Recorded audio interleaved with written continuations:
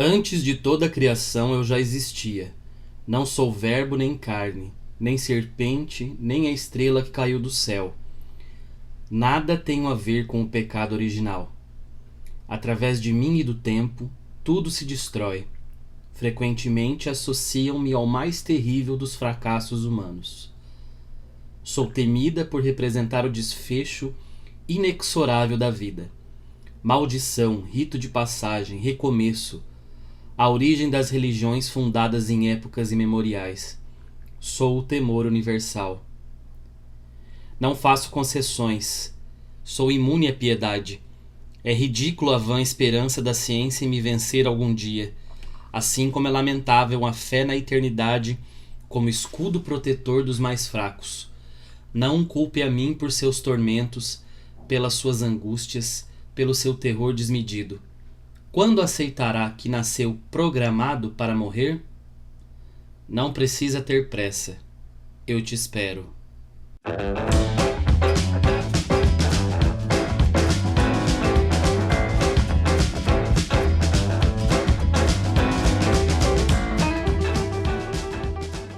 E aí pessoal, tudo bem? Sejam bem-vindos a mais um vídeo aqui da Acrópole. Hoje para falar de um livro de contos muito bacana, um dos melhores livros de contos que eu acho que eu li nos últimos tempos, que é essa belezura de capa aqui, belezura de edição, O Sentido e o Fim, do Mike Sullivan, que acabou de sair pela Reformatório agora em 2020. Inclusive a Reformatório dá show nas capas, né? Eu acho que uma das editoras que melhor se sai assim com um projeto de capa. E do Mike Sullivan eu já li outros 2 livros dele, fiz resenha no blog, vou deixar aqui os links para vocês acompanharem se vocês quiserem. As 2 resenhas sobre os livros Ninguém Me Ensinou a Morrer, que é um dos posts mais acessados da história da Acrópole. Muita gente mesmo entrou, acessou para ler a resenha. E o Atire a Primeira Pedra, que eu li um pouco mais recentemente, gostei dos 2. E não sei se é por influência da leitura que está muito recente agora no momento em que eu gravo o vídeo, mas eu acho que eu gostei bem parelho dos 2, mas eu acho que nesse terceiro aqui, nesse livro aqui, eu acho que eu gostei um pouquinho mais do que os outros 2, mas já percebi que eu gosto de tudo que o Mike escreve. Além de ser uma pessoa muito gentil, muito querida, é um baita escritor e é dele que nós vamos falar hoje, desse livro maravilhoso. Mas antes de falar do livro especificamente, vou pedir aquilo de sempre para você se inscrever no canal, se ainda não for inscrito, para você dar aquele like, para você ativar as notificações, compartilhar com os amigos e, se possível, assistir a mais um vídeo do canal depois desse, para mostrar para o YouTube que esse canal é importante em algum momento, né? Então seria interessante assistir mais um pouquinho para ver se a gente sobe o número de inscritos aí, beleza? Valeu! Então nós temos O Sentido e o Fim, esse título muito forte, né? O sentido e o fim, ou seja, você fica pensando, o sentido do quê? Da vida? Da morte? O fim, será que é a morte, né? A gente tem 11 contos aqui no livro, alguns bem grandinhos, tem um que tem mais de 20 páginas e alguns muito pequenos, com 2 páginas, ou seja, o autor mostra variar muito bem o tamanho dos seus contos, o núcleo, a dramatização. Então assim, ele se sai muito bem desde o conto curto ao conto mais longo. A boa parte das personagens que habitam o mundo aqui do livro do Mike Sullivan são LGBT. Muito interessante porque ele lembra muito os livros que eu já resenhei aqui, o Todo Esse Amor que Inventamos para Nós e o Amora. São 2 livros em que os personagens em sua maioria são, né? E é interessante porque eles aparecem de maneira agindo no seu cotidiano, agindo como qualquer outra pessoa, porque são como todas as pessoas, não é mesmo? E não faz isso de maneira panfletária. Política sim, porque a inserção ela é sempre política e fala dessas coisas, é sempre uma inserção política. Então esses personagens merecem espaço, sobretudo porque quando aparecem na literatura de outras pessoas que não tenham talvez uma ligação com a causa, acabam sendo estereotipados demais, né? São marginalizados e acabam sendo estereotipados demais. E aí nesses livros, por exemplo, eles não são estereotipados, Não é assim também, nem todo mundo estereotipa, mas a maioria estereotipa. E aqui a gente pode ver esses personagens com uma profundidade muito maior, né? Que a questão da afetividade, da sexualidade, da orientação sexual ou de gênero, na verdade, ela só é uma das características da profundidade do ser humano. E o autor coloca essas personagens agindo nesse mundo contemporâneo, personagens que carregam muitas dores, que carregam muitas marcas, geralmente de um presente dolorido, mas de um passado ainda mais dolorido que eles trazem para esse presente. No primeiro conto, que se chama Dentro de Mim Há um Tempo Se Esgotando, que título forte, né? A gente vê, pelo menos eu percebi uma relação muito forte ainda com os outros personagens, os protagonistas dos livros anteriores que eu li do Mike, né? Não é uma crítica, né? Não é algo, não um demérito, apenas uma constatação, né? Mas eu vi uma relação muito forte da construção da psique dessa personagem, tá? Tem algumas diferenças, é claro, né? Mas aqui uma coisa que é muito forte, e o personagem vai refletir sobre isso, é que ele recebe um diagnóstico de que tem pouco tempo de vida, né? E ele trabalha justamente como psicólogo, conversando com pessoas que estão com seus dias finais, mas agora é ele que está perto da morte, então é algo também muito forte.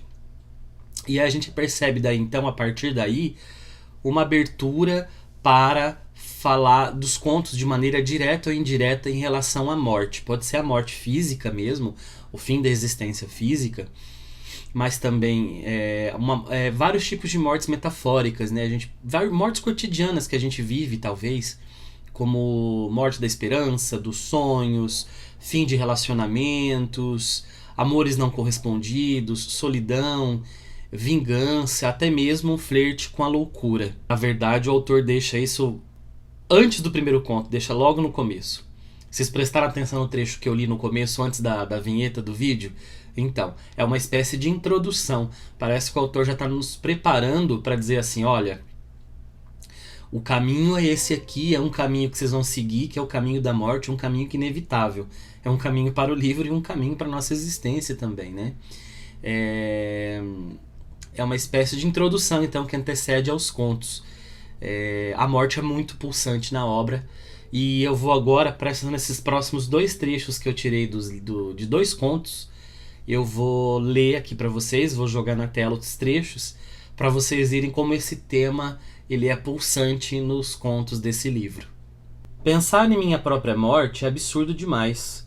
Uma coisa é estudar o tema, discursar perante um auditório lotado, comentar a morte alheia, teorizar aquilo que por defesa colocamos a quilômetros de distância do pensamento, estando saudável, com a conta bancária cheia, morando num bom apartamento, comendo nos melhores restaurantes. Outra coisa é pensar na morte, na interrupção da vida, quando quem está prestes a morrer somos nós mesmos. Se tivesse escolha, não gostaria de ter sido o sobrevivente da família.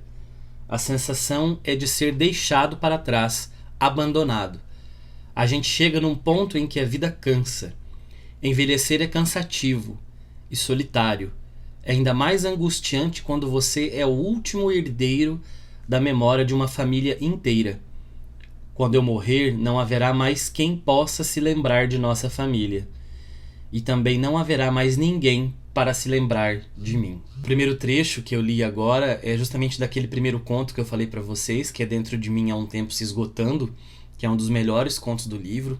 O segundo trecho também é de um dos grandes contos, dos contos que se destacam no livro, que se chama Enterro dos Ossos, né? Uma coisa, Enterro dos Ossos parece reverberar a morte, né? Uma quase redundância da morte, como se houvesse a morte e uma morte subsequente. Há outros contos muito interessantes, como Há um Passo da Imortalidade, que conta a história de uma mulher, que é a Teresa, que deixa seu filho aos cuidados de uma freira. Filho que ela esconde do mundo e filho que vai desenvolver uma doença misteriosa que vai implicar a carreira dessa mulher, vai implicar a freira e a carreira de um médico. Seus Olhos de Azeviche também é um ótimo conto que fala da paternidade, né? Relacionando dois fatos interessantes, que um é o luto pela morte do pai, e depois essa mesma pessoa de luto, muito tempo depois da morte do pai, na adoção de uma filha. Então tá relacionando aí dois momentos. É um dos poucos contos que fecham talvez com uma pequena ponta de esperança aí, tá? Os outros todos fecham de maneira um pouco para baixo, um pouco fatalista, né? E esse conto ele dá aí uma giradinha no botão, fazendo com que a gente termine com um coração um pouquinho mais acalentado. Outro ótimo conto é Vivo ou Morto, que conta a história de um médico que trabalha em um hospital religioso, que cuida de um paciente que está há 5 anos sem qualquer resposta clínica, sem qualquer resposta vital, né? Ela está ali vegetando e tem toda uma questão, uma comoção pública em relação a deixar essa pessoa viver, insistir na tentativa de cura, ou desligar os aparelhos e para que ela, enfim, descanse.